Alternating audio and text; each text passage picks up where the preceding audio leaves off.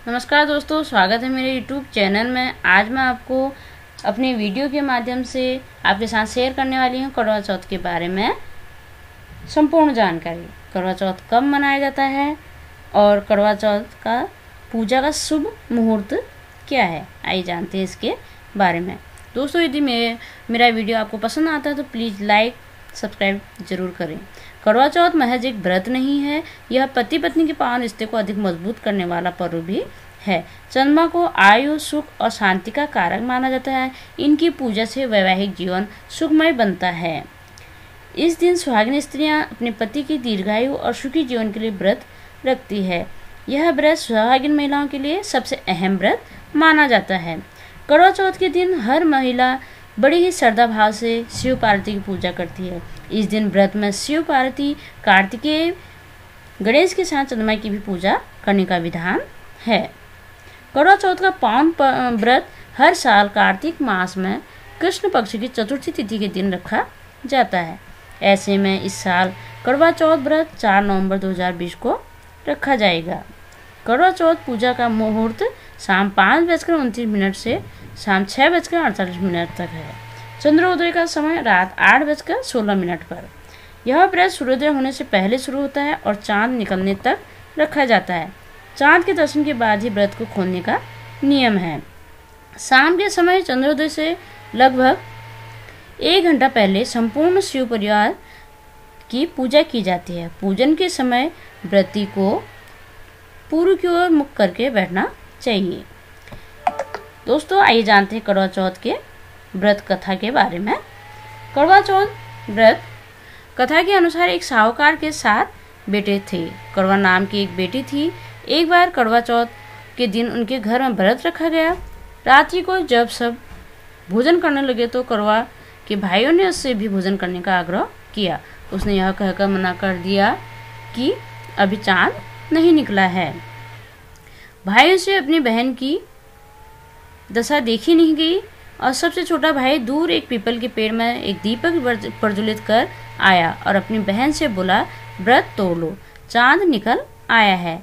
बहन को भाई की चतुराई समझ में नहीं आई। उसने खाने का निवाला खा लिया। निवाला खाते ही उसने अपने पति की मृत्यु का समाचार मिला। शोकातुर होकर वह अपने पति के साथ शव के लेकर 1 वर्ष तक बैठी रही। उसके ऊपर अगले साल कार्तिक कृष्ण चतुर्थी फिर से आने पर उसने पूरे विधि विधान से करवा चौथ व्रत किया, जिसके फलस्वरूप उसका पति दोबारा से जीवित हो गया। तो दोस्तों, ये थी करवा चौथ व्रत कथा के बारे में। आइए जानते हैं अब करवा चौथ से गणेश जी की व्रत की कथा। एक अंधी बुढ़िया थी जिसका एक लड़का और लड़की की बहू थी। वह बहुत गरीब थी। वह अंधी बुढ़िया नित्य प्रति गणेश जी की पूजा किया करती थी। गणेश जी साक्षात सन्मुख आकर, बुढ़िया माई, आपको जो मांगना है वो मांग ले। बुढ़िया कहती, मुझे मांगना नहीं है आता, सो मैं क्या मांगूं। तब गणेश जी बोले कि अपने बहू बेटे से पूछ कर मांग लो। तब बुढ़िया ने अपने बेटे से और बहू से पूछा। बेटे ने कहा धन मांग ले और बहू ने कहा पोता मांग ले। तब बुढ़िया ने सोचा कि बेटा बहू तो अपने मतलब की बातें कह रही हैं। उस बुढ़िया ने पड़ोसी से पूछा तो पड़ोसी ने कहा कि बुढ़िया, तेरी थोड़ी सी जिंदगी है, क्यों मांगे धन और पोता, तू तो अपने नेत्र मांग ले, जिससे तेरी से जिंदगी सुख से व्यतीत हो जाए। उस बुढ़िया ने बेटे और बहू तथा पड़ोसियों की बात सुनकर घर में जाकर सोचा, जिससे बेटा बहू और मेरा सबका ही भला हो, वह भी मैं मांग लूं और अपने मतलब की चीज भी मांग लूं। जब दूसरे दिन गणेश जी आए और बोलो बुढ़िया माँ, आपको क्या चाहिए।